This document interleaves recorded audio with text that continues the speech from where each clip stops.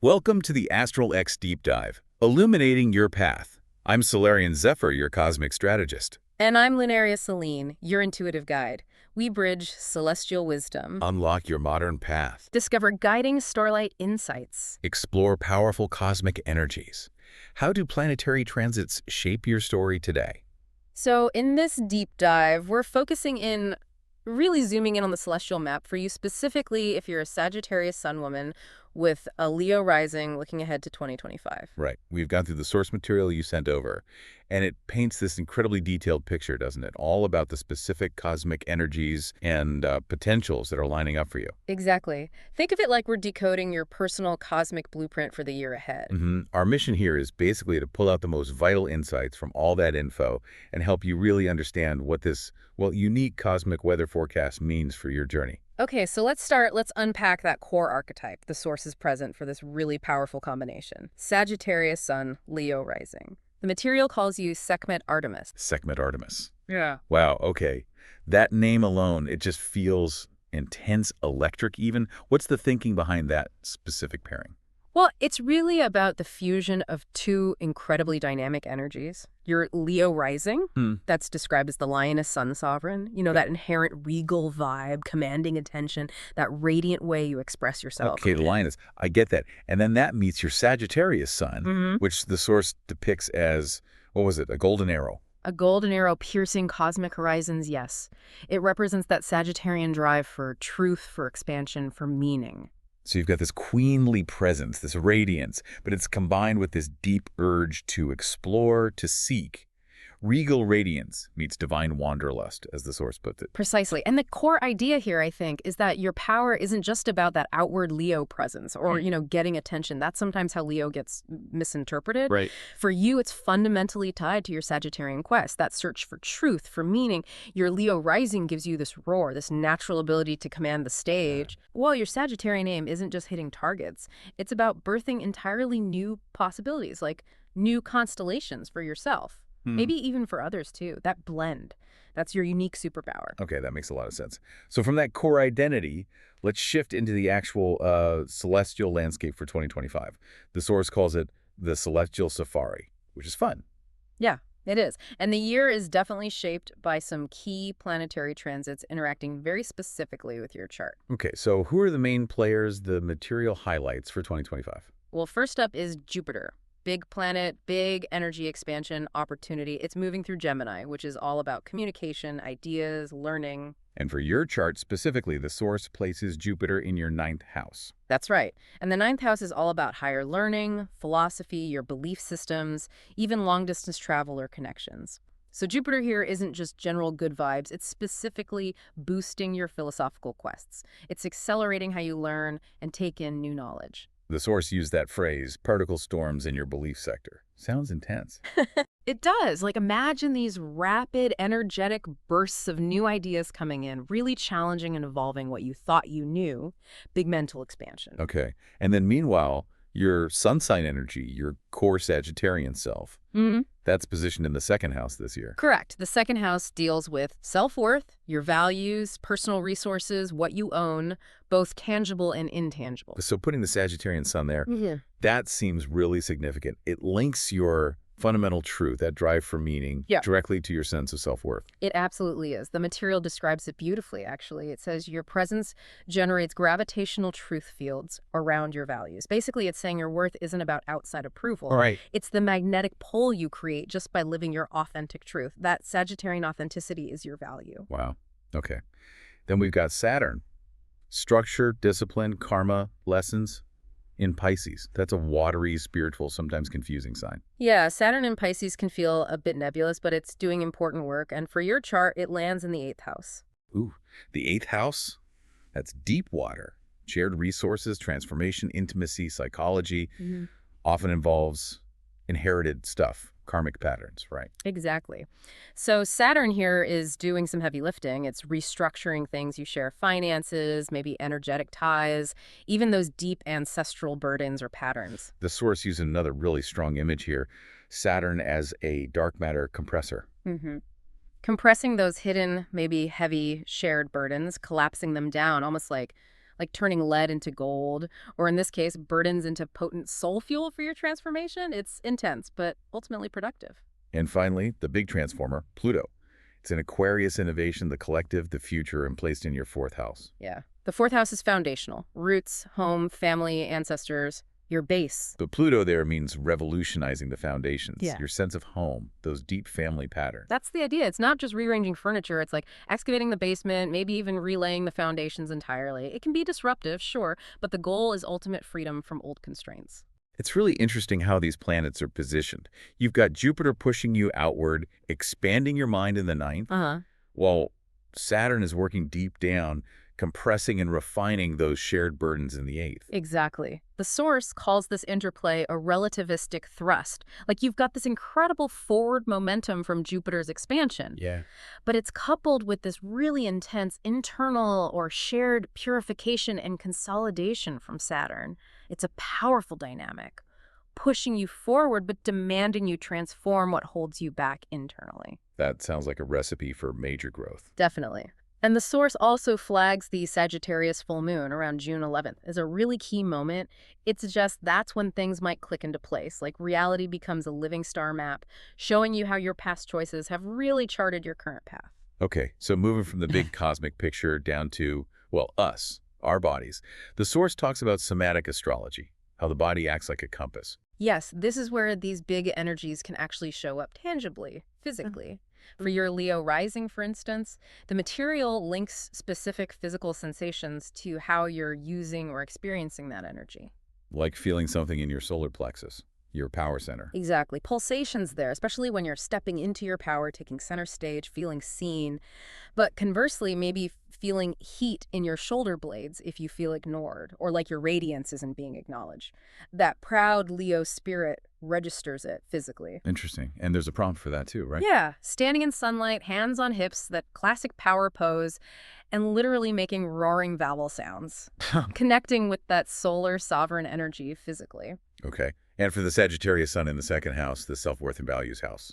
The source suggests you might feel an expansive warmth in your thighs during breakthroughs, that feeling of moving forward, like you're really striding out. Ah, the archer's legs. But maybe also a tightness or stiffness in your hips if your freedom feels limited, or if you feel constrained in living out your authentic worth. And the prompt for that. A lunge pose, embodying that forward movement. And while you're in it, whispering the affirmation, "My worth is my wilderness." Really connecting your value to that untamed, exploring spirit. I like that. My worth is my wilderness. Okay, lastly, Pluto in the fourth. That deep ancestral work. How does that show up somatically? This one's quite profound. The source links it to things like pelvic tremors, especially during moments of intense family revelation or deep healing around your roots. Wow. And even things like jaw cracks, like literally when old ancestral vows or unspoken family contracts, those deep patterns are finally breaking their hold. That is incredibly specific. What's the prompt for that? Drumming on your lower abdomen during thunderstorms. It's about connecting with that powerful elemental energy to resonate with and maybe help release those deep internal tectonic shifts. It really shows the body isn't just passive, is it? It's participating. Definitely not. So to help ground all this, the archetype, the transits, the feelings, the source connects it to some real-world examples, historical figures, cultural stories. Yeah, it's always helpful to see these energies embodied, makes it less abstract. Amelia Earhart is the main historical example given. Oh, perfect. You can totally see the Sagittarian spirit there, pushing boundaries, seeking horizons, believing in that impossible journey. Absolutely. And combined with that undeniable Leo courage, right? Her public presence, that sort of regal determination to go where no one had gone before, and do it with flair. So the idea is that 2025 is asking you to navigate your own uncharted territories, maybe turning your self-worth into a legacy, kind of like she did. That's the connection the source makes, yes. Using that Jupiter expansion and Pluto's root transformation to chart your own course. And culturally. Any other examples? Yeah, a fun one. The blend of Wonder Woman meets Indiana Jones. Huh, I love that. Okay, explain. You've got Wonder Woman's sovereign grace, her inherent royalty, that strength, that's the Leo side, and then Indiana Jones's adventurous intellect, his relentless search for truth, fearless exploration, that's the Sagittarius side. Power and purpose, capability, and curiosity. Got it. It's also mirrored, the source suggests, in Simba's journey in The Lion King. A royal figure who has to explore, deal with his roots, Definitely some fourth house stuff there, and then step into his power and rightful place. Mm. And musically, Florence Welch's song King is mentioned. That feeling of being this wild, devoted spirit, but ultimately crowned in your own inherent power. It makes the energy feel more tangible. Yeah, much more relatable. The source also gives some practical things to do, interactive elements, ways to actively work with these energies. Yes, specific moments for pausing, for ritual, and for embodiment throughout 2025. Right. There's a key pause and reflect moment highlighted first. Okay, when's that? It's linked to the Leo-Sagittarius cusp energy, which is around December 12th. It's suggested as a really potent time to integrate the year's lessons by asking yourself some very specific questions drawn directly from the main transits. Questions like, what belief, that's the Jupiter in the ninth part, limits my self-worth, connecting to the Sag Sun and the second. Is that right? Exactly. And paired with that, what ancestral burden, that's the Pluto in the fourth work, must I shed to roam free? These questions really target the core themes you're navigating. A great time for journaling or deep reflection. Okay. And then there's a ritual. Yes, a ritual blueprint called the Coronation of the Open Road. This one is specifically tied to harnessing that expansive Jupiter and Gemini energy. When should you do that one? Suggested for the waxing moon in Sagittarius, so late November to early December. For 2025, that's November 25th to December 9th. And you need tools. Gold candle, map. Yep. Gold candle for your solar power, a world map for expansion, an arrowhead for focused intention, and frankincense resin for purification and lifting the vibe. And the action. You light the candle, mark 5 destinations on the map, real places or metaphorical goals, areas you want to expand into. Then you pass the arrowhead through the frankincense smoke, charging it while chanting, "My aim aligns with abundance." And finally, sleep with the map under your pillow to integrate those intentions into your subconscious. It's a way to actively direct that Jupiter expansion with your Sagittarian focus. Cool. And the embodiment piece, the royal archer stance. Yeah, this is about physically feeling the archetype. You stand in an archer's lunge, right leg forward, grounding yourself. Okay. Then, as you inhale, you visualize drawing golden light, that Leo radiance, right into your heart. Hold your breath and aim that energy out along your extended left arm, like you're drawing back a bowstring, focusing your intention. I'm in. On the exhale, you release that arrow of energy through your fingertips with a powerful shout, truth. It's about dynamically integrating the Leo power, the Sagittarian aim, and your core truth. Very active. Okay, looking further ahead now, the source outlines 3 potential paths, or horizons of destiny, for 2025. These aren't set in stone, right? More like potentials. Exactly. Potential paths based on how consciously you choose to engage with all these energies we've been talking about. So path number 1 is the sovereign trailblazer. Sounds good. It does. The catalyst here is really leaning into that Pluto transformation in the 4th house and grabbing those Jupiter opportunities in the 9th, actively embracing the change and expansion. And what could that look like, manifestation-wise? Could be launching something like an ethical adventure brand, using your Leo charisma and Sagittarian exploratory drive, maybe fusing luxury and exploration, or perhaps reclaiming ancestral land, transforming it into something new, like sacred spaces, really working that Pluto in the 4th theme. The soul choice is basically saying yes to power, purpose, and expansion rooted in that transform foundation. Precisely. And the source links specific breakthroughs to this path, like Jupiter attracting global partnerships, Pluto enabling the transformation of family land into, say, wilderness retreats, and your Leo rising shining as the natural face of whatever you create. Okay, what's the second potential path? The caged fire. Doesn't sound as good. No, this represents the potential challenge. It arises if the main choice becomes prioritizing safety, maybe resisting the expansion and transformation the year is really pushing for. And how might that show up? Physically, maybe chronic hip pain representing that blocked Sagittarian freedom, unused potential for movement.